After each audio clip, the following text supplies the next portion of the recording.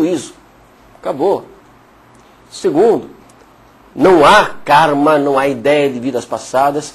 Isso, meu amigo, quem acha que teve vidas passadas, isso é fruto de hipnose, que mirabolou alguma coisa, algum filme que assistiu, ficou lá na mente gravado. Cai fora. Não existe isso. A Bíblia é textual, não há como. Se a gente pegar, por exemplo, o texto em Lucas 10, pastor João, onde havia um rico e um cidadão chamado Lázaro, duas pessoas. Quando os dois morrem, imediatamente os dois vão para um local específico. O rico vai para um local de tormentos e Lázaro vai para o seio de Abraão. O rico, ele quer que alguém o avise. E a Bíblia coloca, não tem como. Ou seja, não há volta. Essa ideia é uma barca furada. Não há karma, não há essa coisa de vidas e mais vidas e mais vidas. Não há reencarnação. A Bíblia não aprova, não entra nessa questão no sentido de achar que é possível. Não, a Bíblia é contundente. Aqui nós vivemos apenas uma vez.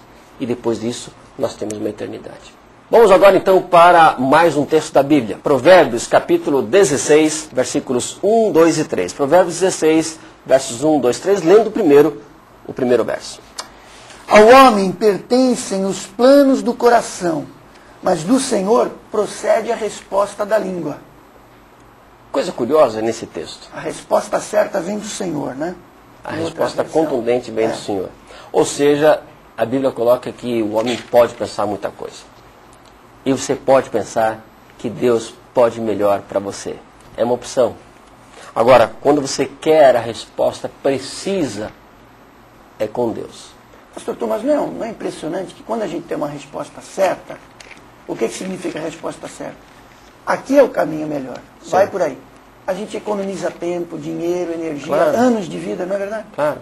Vamos continuar lendo? Estamos em Provérbios 16, agora os versos 2 e 3. Todos os caminhos do homem são inocentes aos seus olhos, mas o Senhor pesa os motivos. Confia no Senhor as tuas obras e os teus planos serão estabelecidos. Olha que coisa gostosa. O que Deus faz? Deus ele vai falando ao coração do homem e ele conhece o coração do homem. Diz a palavra de Deus, alegra-te no Senhor e Ele satisfará o desejo do teu coração. Ou seja, o que a gente vê é que se de um lado Deus tem um plano para a nossa vida, dentro do plano de Deus existe espaço para os nossos pequenos planinhos. Né? Então, quando a gente pensa e quer alguma coisa, mas entrega a nossa vida nas mãos de Deus, o que Deus faz? Ele pega esses nossos pequenos planos e enxerta no grande plano dele para a nossa vida e Ele vai satisfazendo a nossa vida nos mínimos detalhes. Isso não é gostoso? No livro de Jó, capítulo 42, versículo 2. Jó 42, versículo 2. Olha o que Jó diz para Deus. Eu sei que tudo podes. Nenhum dos teus planos pode ser impedido. Jó está colocando de forma simples, pastor João Campos, que quando Deus tem um plano e nós permitimos, concordamos, queremos que o plano dele esteja estabelecido na nossa vida, não há nada que vai impedir esse plano de acontecer. Isso que é maravilhoso. Ou seja, Deus tem planos, mas Ele também deu o livre-arbítrio ao homem. A única coisa que pode impedir o plano de Deus na vida de uma pessoa é a própria pessoa. Agora, se essa pessoa decidir, Deus, eu quero que o teu plano se cumpra na minha vida, meu amigo, nada vai impedir o plano de Deus de ser estabelecido nessa vida. Vamos buscar alguns exemplos na Bíblia com relação a essa questão de os planos de Deus não podem ser impedidos. Primeiro, dentro de uma linha da pessoa não querer. Um exemplo claro é o povo de Israel, e é gostoso pegar o povo de Israel como exemplo aqui. Deus queria libertar o povo, e Deus tirou o povo do Egito. Deus queria levar o povo para dentro da Canaã. Pergunta, o povo entrou em Canaã? Resposta, sim e não. Ou melhor, não e sim.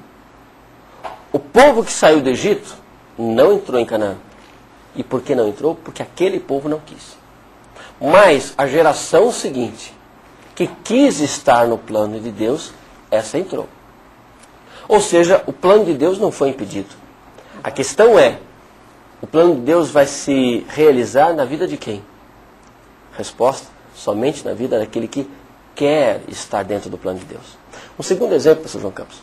No livro de Malaquias, um dos últimos livros do Velho Testamento, aliás, o último livro do Velho Testamento, que foi escrito aí mais ou menos 400 anos antes de Cristo, traz no seu capítulo 3, o primeiro verso, uma frase simples que diz, vede, eu envio o meu mensageiro que preparará o caminho diante de mim. Deus está falando de João Batista. João Batista.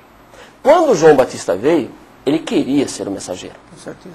E não teve nada que o impedisse. Durante 400 anos não houve profeta no povo de Israel. Há um período silente, que não se registra nada. E de repente vem João Batista, nesse marasmo espiritual, e quer as pessoas queiram, quer não, ele foi o mensageiro. Ou seja, Deus tinha o plano de enviar o mensageiro, Deus envia o mensageiro, esse mensageiro quer ser mensageiro, ele se insere dentro do contexto e o plano de Deus se cumpre. Portanto, meu amigo, entenda, quando nós nos colocamos dentro da vontade de Deus, o plano que Deus quer para a nossa vida se estabelece. Se nós vamos ser de total bênção para outras pessoas, vai depender delas quererem estar dentro do plano de Deus. Mas a minha bênção eu não perco. E aí vai o terceiro exemplo, voltando para o povo de Israel, que saiu lá do Egito. Duas pessoas quiseram entrar, só dois, Josué e Caleb. E os dois entraram. Não entraram com a primeira geração, mas entraram com a segunda geração. Ou seja, aqueles que quiseram estar dentro da vontade de Deus, eles, graças a Deus, tiveram o plano de Deus na vida deles sendo estabelecido. Vamos para mais um texto, um último texto, agora no segundo livro de Reis. Segundo Reis, capítulo 19, versículo 25. Aqui o profeta Isaías está confortando o rei Ezequias. E quando ele agora fala algo tremendo da parte de Deus, eu quero que você preste atenção. Não ouviste que já há muito tempo determinei isto? Já desde os dias remotos o tinha planejado? Agora, porém, o executei.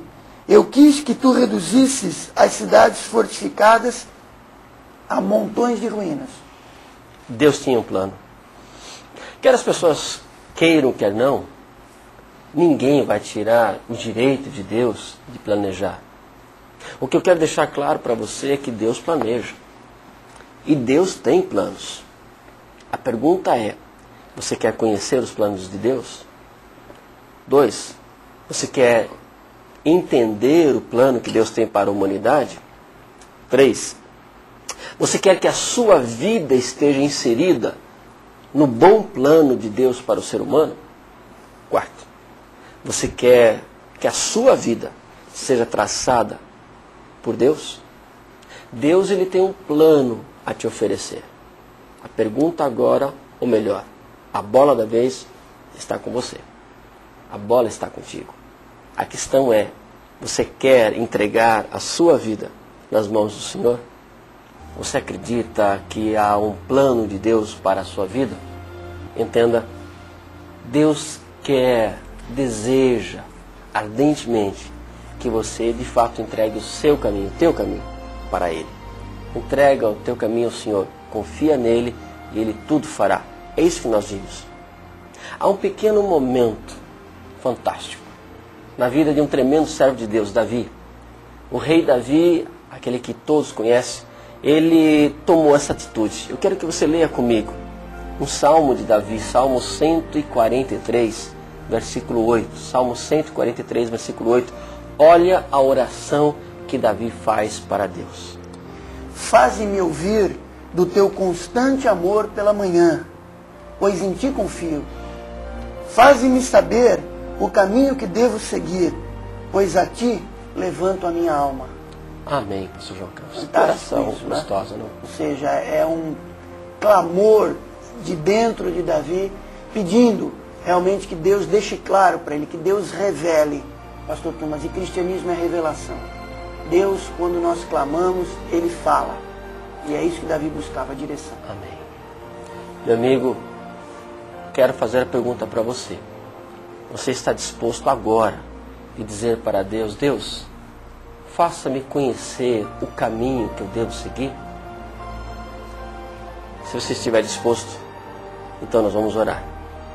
Você, onde você está, se você está com mais alguém, estenda a mão para a pessoa que está do seu lado. Pergunte para ela: escuta, vamos entregar o nosso caminho nas mãos do Senhor? Vamos entregar a nossa vida nas mãos do Senhor? Eu quero que vocês orem conosco, dizendo: Deus, diga o caminho que eu devo seguir. Sabe de uma coisa? Deus vai dizer.